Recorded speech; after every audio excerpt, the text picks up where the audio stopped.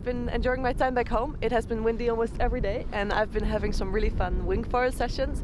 I did get a lot of questions about this new sport, so I decided to make a little video and share my experiences. What I really love about wingfoiling is that I can do it at places where I'm not allowed to kitesurf. So when it's offshore here at my home spot, I can just go on the inside, as well as when the conditions are bad for kiteboarding, when it's too gusty or the spot is too small to launch my kite, I can now just go winging. And I've been loving this extra time on the water. So handheld wings have been around for a long time, but last year it really came back using it with a hydrofoil. It's a complete new way of being able to surf foil waves.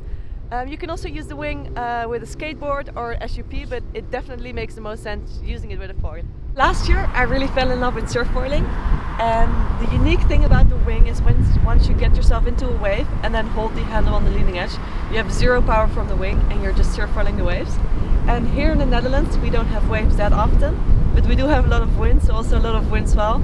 So now I've been finally able to ride those endless waves, and this is definitely what I love the most about wingfoiling.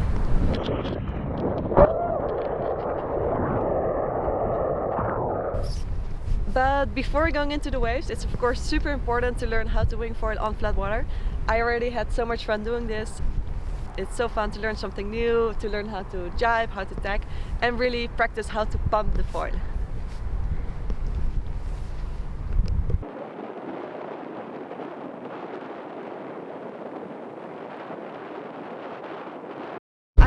My surffoil board, the Cabrina Autopilot 5.2, which is a 33 liter board. In the beginning you need a really big board. I learned it on a 90 liter board, but already on my third session I could step down to this board. So what is really important is that you learn it on a really big setup, and it might be a good idea to rent or borrow a setup at your local shop and see how fast you can scale down, because you don't want to invest in a board that you're gonna get bored of way too fast. So it's a little bit the same story with the hydrofoil. The bigger the wing, the easier to learn, the easier you learn to jibe as well, but it's a little bit slower, so you have to try a few setups, see what you really like before you buy. I'm using the high-rise series from Cabrina.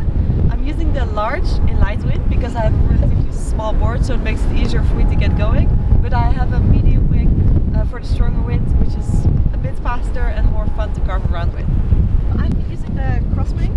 It comes in one size, 4 meter. It's clean, simple, packs into this small backpack, and you just pump it up and you're ready to go in 20 seconds. Once you pumped it up, it's important to attach the wing to your foil. When it's light wind, you can just do it like this, and if the wind is really strong, you can also put your board on the wing so it doesn't fly away. Before going on the water, it's a good idea to try out the wing on the beach and get a feel of how the wing works. Always start with attaching the leash to your wrist and then grab the wing by the handle on the leading edge and flip it. This is how you hold the wing completely depowered. After that, you can start to move your hands to the handles on the strut. In the beginning, I only used the first and third handle on the strut. I found I had the most control holding the wing on those handles, and when you feel more comfortable, you can move your hands to the second and fourth to get more power to go upwind, for example. When you feel like you have too much power, you can simply let go of your back hand. It is also a good idea to practice letting go of the wing and flipping it a couple of times, because you will need to be able to do this on the water as well. You can flip the wing by simply holding it on the handle on the leading edge and using the other hand to flip it. But when you're sitting on your board, this won't really be possible, so then you can grab the leading edge with both your hands closer to the tip and flip it. It's really easy, but it's important to practice it, since it's a bit harder once you're in the water balancing on your board. Flying the wing is straightforward and will come really naturally. The most important is that you hold your arms up high. This will avoid the tips from touching the water, which happens when you hold the wing in front of you. If you go on the water with enough wind, you won't need to do anything except holding the wing above your head to get going. But you can still practice moving the wing around and pumping it to feel how you can get more power out of the wing. Once you feel comfortable flying the wing, you can practice standing up just like you will do on the board. Start by sitting on your knees. Hold the wing above your head and stand up, first with your front foot and then with your back foot, with the help of the pressure of the wing.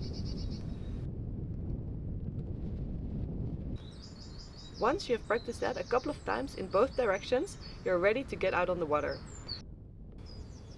You can also practice changing your hands to change direction. Not everyone will use this during the first session, but it is useful to know how to switch your hand for the jibes anyway. So for people that don't have much experience doing other board sports, I would recommend to first try it on a regular stand-up paddleboard. With a regular SUP you can stay really close to the beach and try it out in the light wind, which is a great way to get used to handling the wind while balancing on the board. For other people, they can try it out straight with the hydrofoil. Just make sure the wind is unsure and don't go out too far on your first sessions. When you go out on the water, you will absolutely need a board leash. Since you will have the wing in one hand, it will be super hard to swim and it's impossible to keep up with the hydrofoil. It goes downwind way faster than we can swim.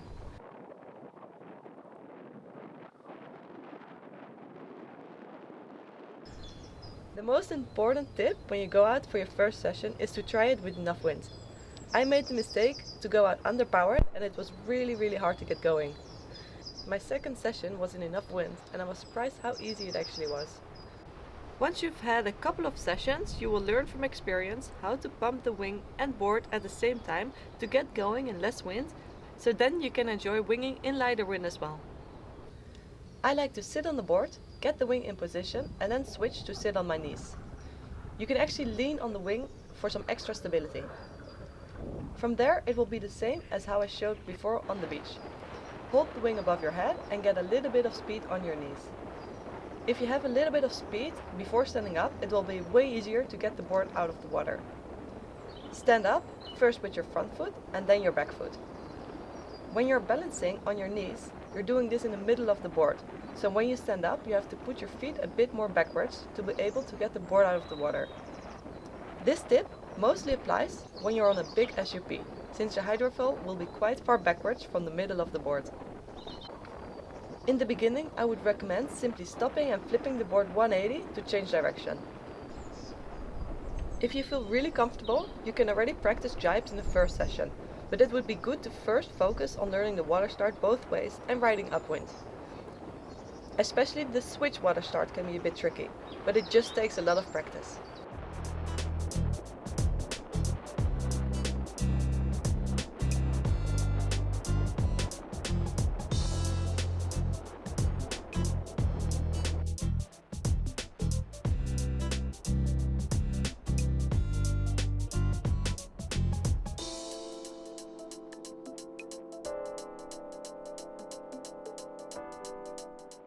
These were my tips on how to learn how to wingfoil. I hope they will help you.